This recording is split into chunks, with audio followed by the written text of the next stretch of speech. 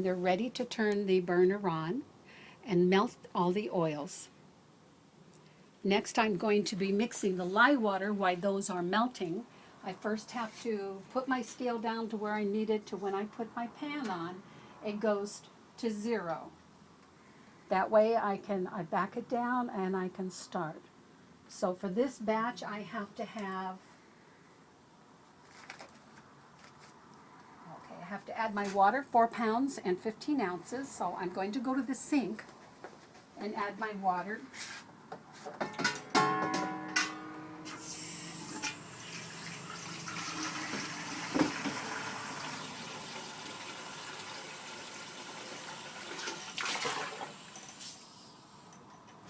So I have to measure it.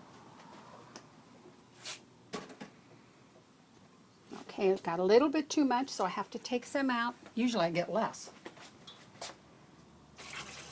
because I have extra water to add to it. Okay, so I'm going to have to add a little bit more water to it. This one needs to be the 4 pounds and 15 ounces.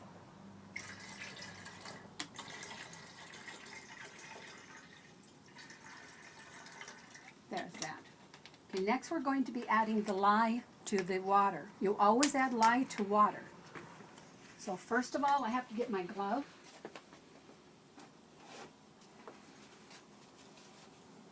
And to measure this out, just for precautions, I have a mask that I put on because I don't like breathing the dust. It's not very attractive looking, but it works. It's actually one of the welding ones. But it's better than getting it in my face.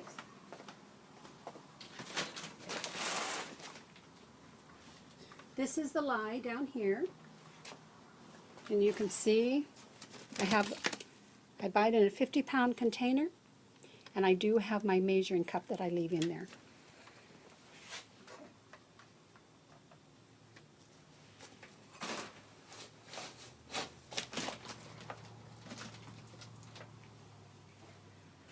So I have to take it on the scale up to 7/8.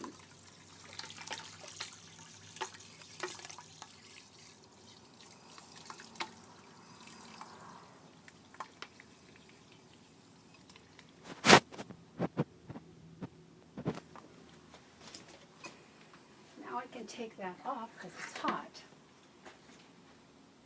You can see the steam start to rise. I have to stir this because the lye settles to the bottom.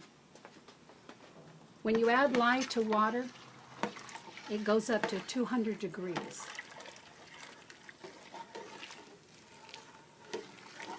And now I'm ready to put it in the sink for its cold water bath. So we go over to the sink, and since I don't have real cold water, I have frozen water in the bottles, and I just throw them in to help cool it down, and that makes it easier to make my soap a little faster. So that's going to sit until it comes down to a temperature right at 100 degrees. Another batch. We have a cooler batch of lye that's ready to make the soap. So I'm going to move this scale. I'm going to bring up my oils that have been cooled to 100 degrees, which is a perfect temperature. And my lye water that I had ready, that's already cooled to 100 degrees. And I'm going to start the mixing of them. Just move some of my things out of the way. Now you add the lye. I'm going to first hook up my beater. I use a Cuisinart stick blender. There are different brands you can use, but I found this one is good for me. So I'm going to hook that one up first before I start adding this. Move that out of the way. Get my paper towel ready to set everything down on. Help keeps the mess under control. So I'm going to slowly add this. And you do different ways, but since I'm making a bigger batch, I'm just going to go ahead and put this in this way, and I'm going to stir it afterwards because it's rather hard when you're doing this alone to stir and add that much lye water to it. So you'll see the oil start to change as the lye water is starting to incorporate. You can see how it's becoming cloudy. Okay, I'm going to stir this just for a moment more. And then I'm going to use my little stick blender. And here we go. This will make it start coming up a little bit faster. You can see the white. And that's where it's starting to incorporate into it. This does take a little while because this is going to be a 35-pound batch of soap. If you were making a very small batch of soap, an 8-pound batch of soap, you wouldn't do this long or it'd already be starting to set up. I have to get it where there's no oil left on the top. It has to be all emulsified together.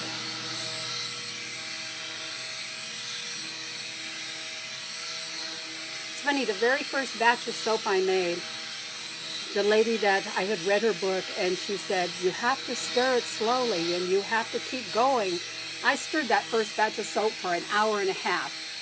It was horrible. I called my friend who made soap, and she brought her stick blender over and she helped me. We finally got it done. So I learned after that, you don't do everything you read in the books. You experiment and you learn on your own. Mixing up the oils with the lye water. And now they're to the point where I'm going to pour it off into 2 different batches. This is going to be a 3-color process. And it's something I cannot really stop at, so just please watch and we'll be coming back. I'm pouring off 8 pounds into this bucket.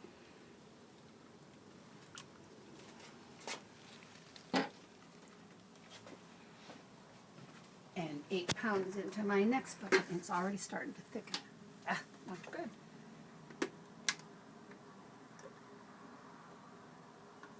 It's a little bit more, but that's okay. Okay, the first one. This total batch takes 14 ounces of oil. This is going to be 3 in this one. I don't add the colorant until I get my green color mixed in.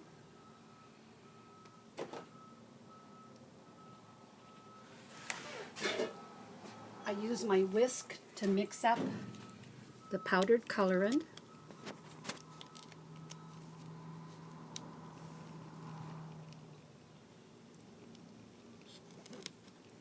So thick it's not going to do it. Come on.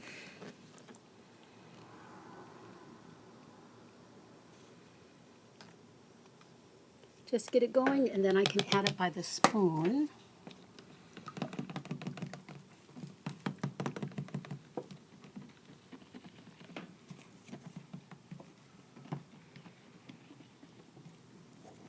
You mix the colorant in. Some people mix oils with the colorant. I don't dilute it.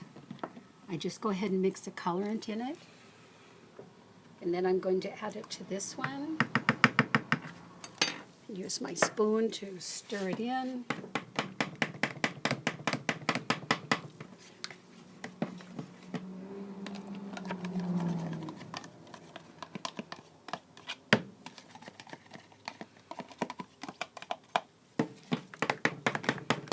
And this fragrance oil is a very, very fast setting fragrance oil, so that's why I have to work really fast with this one. And I have to have my spatula on hand. Okay, so now I'm going to add the fragrance oil in this one and immediately pour it into this mold. But you have to make sure your fragrance oil is incorporated into it. You don't want to leave pockets of the fragrance oil.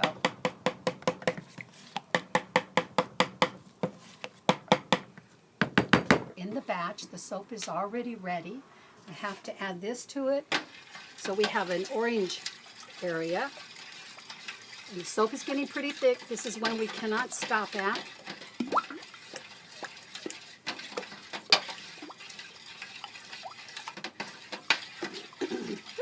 Wanted a pretty orange color. And then I have to pour the fragrance oil, the center part takes 8 ounces.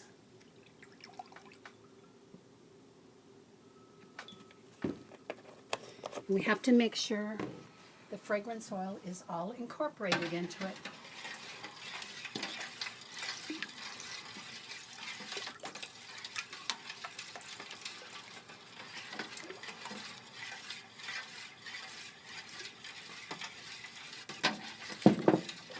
Make sure it's all mixed. We don't want any pockets of fragrance oil.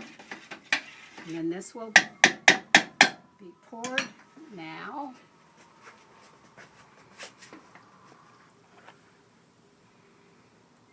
And some of it will go a little bit. So in some spaces there is going to be a little bit of the orange going into the green. But that won't hurt. It just gives character to the soap.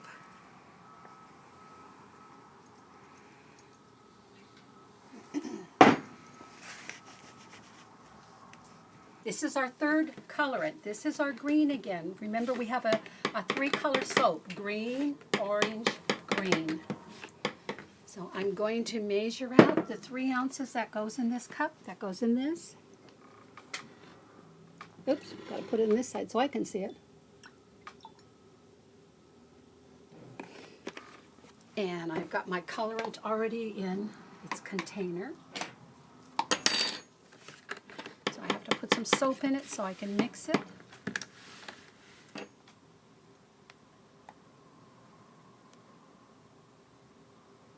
And I usually use a little whisk, but this batch is too heavy to use it because that's a light whisk. It's a light for mixing milks, mixing liquids. It works perfect if your soap is not so thick.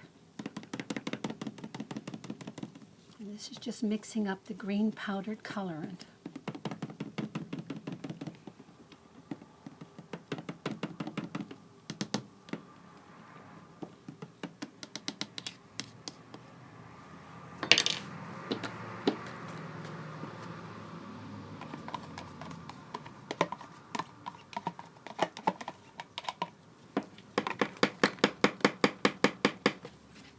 If your soap is thinner, you can go ahead and use your stick blender again to help put it in, but this one's too thick and I don't want it to set up anymore because then I won't be able to get it on top of the orange layer. So sometimes you end up with a little darker speckles. It's just a powdered colorant, cosmetic grade. It doesn't hurt anything. Now I'm ready to start mixing in the fragrance oil.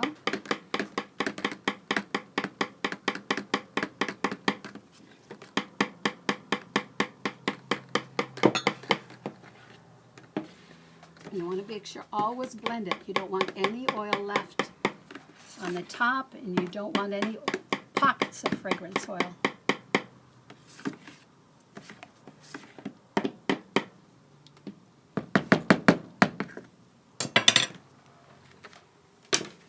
Okay, over to the batch and pour it in. The smaller buckets are always easier to do. It's that big pan of the largest amount of soap that's always harder. You can see how it's setting up. So we just have to make sure and get it so we have a nice green layer on top of this orange. And I'm going to shake it a little.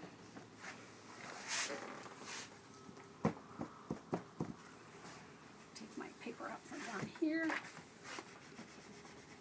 Okay, that's ready. Now we have to put a lid on it. You want it to start its heating process immediately. So I'm going to put that on, and I'm going to... There. That's the end of that batch, except now we have to cover it. Here's my covering. You use either... these are moving pads. Moving pads are the cheapest thing you can get, and they really help hold the heat in. So what you want to do is cover your soap. It has to go through its saponification part, which means it has to heat up, and it stays covered until about 24 hours the next day. We won't unmold this until tomorrow.